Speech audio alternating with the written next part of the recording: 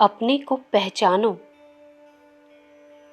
अपनी कठिनाइयाँ हमें पर्वत के समान दुर्भेद्य, सिंह के समान भयंकर और अंधकार के समान डरावनी प्रतीत होती हैं, परंतु यह सब यथार्थ में कुछ नहीं, केवल भ्रम की भावना मात्र है।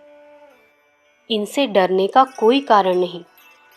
इस बात का शोक मत करो कि मुझे बार बार असफल होना पड़ता है। परवाह मत करो क्योंकि समय अनंत है। बार बार प्रयत्न करो और आगे की ओर कदम बढ़ाओ। निरंतर कर्तव्य करते रहो। तुम्हारा एक एक पग सफलता की ओर बढ़ रहा है। आज नहीं तो कल तुम सफल होकर रहोगे, क्योंकि कर्तव्य का निश्चित परिणाम सफलता है। सहायता के लिए दूसरों के सामने मत गिड़गिड़ाओ, क्योंकि यथार्थ में किसी में भी इतनी शक्ति नहीं है जो तुम्हारी सहायता कर सके।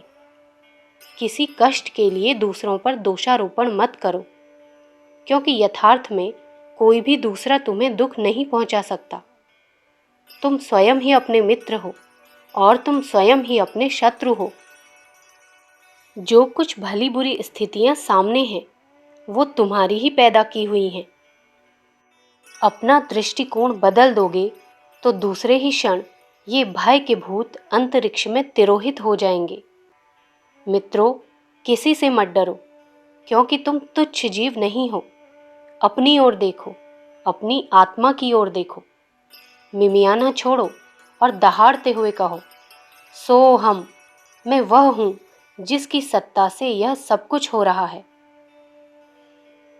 अखंड ज्योति, मार्च सन 1941, पृष्ठ संख्या 1।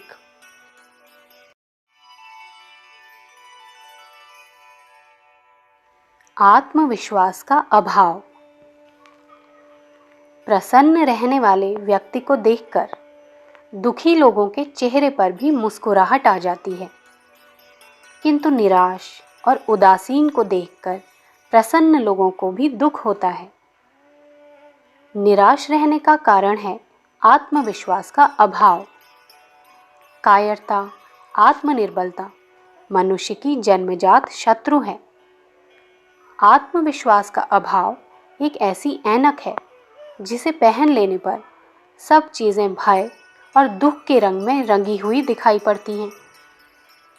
उदास स्वभाव के मनुष्य को यदि एक तिनके की बराबर हानि हो जाए तो वह समझता है कि मेरा सर्वस्व चला गया, मेरी सारी संपदा नष्ट हो गई। जब जरा जरा सी बातों में इतना उद्वेग होता है तो किसी महत्वपूर्ण विषय पर गंभीरता के साथ विचार करने के लिए उसके मस्तिष्क में स्थान नहीं बच पाता। आत्मविश्वास का अभाव अन्य प्रकार के अभावों को, अपने भाई बंधुओं को बुलाता है। जैसे कोई खाने की वस्तु मिलने पर कौवा कांव कांव करके अन्य कौवों को बुला लेता है। कायरता हमारे हाथों को बांध देती है और सद्गुणों पर आलस्य का पर्दा डाल देती है और जीवन के वास्तविक आनंद का गला घोंटकर हत्या कर देती है। एक महापुरुष का कथन है कि आंधी के झोंके से टूटकर गिरे हुए वृक्ष में फिर उठने की शक्ति नहीं रहती। उसी प्रकार निराशा के भार से दबा हुआ मनुष्य अपाहिज बन जाता है। जैसे पहाड़ से नीचे बहने वाला पानी बर्फ को भी अपने साथ बहा लेता है, वैसे ही आंसू जब बहते हैं तो चेहरे की सुंदरता को भी बहा ले जाते हैं। तेजाब में पड़ा हुआ मोती पहले मैला होता है, फिर गल जाता है। उसी तरह निराशा पहले मनुष्य को निर्बल बनाती है, फिर उसे खा जाती है। आत्मा को दुर्बल बनाने वाला, उत्साह को नष्ट करने वाला, सफलता के आसन पर विफलता को बिठाने वाला केवल एक ही शत्रु है, और वह है आत्मविश्वास का अभाव। इस शत्रु से सावधान रहो। जब जरा भी उदासीनता या निराशा के भाव मन में उत्पन्न होने लगे तो तुरंत सावधान हो जाओ। अपनी आत्मा को समझो। जैसे ही तुम अपनी महान शक्ति को पहचानते हो, वैसे ही कमजोरी के विचार स्वयमेव चले जाते हैं। उस उदासीन मनुष्य को देखो, जड़ कटे हुए पौधे की तरह सिर झुकाए और आंखें नीची किए हुए खड़ा है।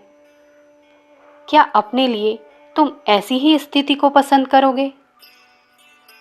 अखंड ज्योति, मार्च सन 1941, पृष्ठ संख्या 21।